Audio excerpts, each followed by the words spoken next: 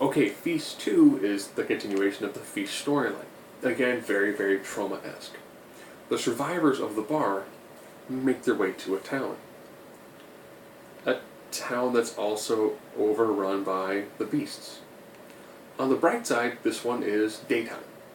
Initially, the bar is nighttime, but this is daytime, so you can see a much better look at the random beasts. And you get an additional group of characters, including, a luchador, a car salesman, the guy who was the dwarf from the Pirates of the Caribbean films. You get a couple more bikers.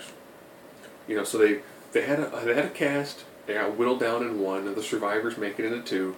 They expand the cast again, and it happens during the day. So you get a really good look at the creatures, and you get to learn more and more about them. And they do a lot more in the way of the gore comedy. You can tell the first one they didn't have as much of a budget. This one, they really go all out with a scene that's,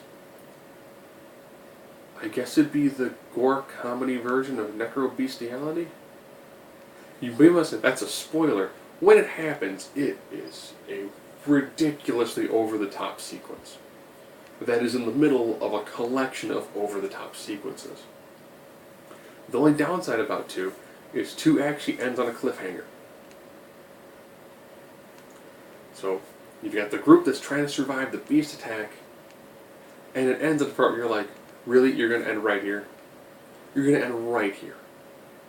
The only thing I wasn't a big fan of with 2 as opposed to 1 is they started kind of like green screening stuff in the background to give you an actual backdrop. It's done in a way where it does stick out, and it kind of works, but every now and then it's just slightly jarring.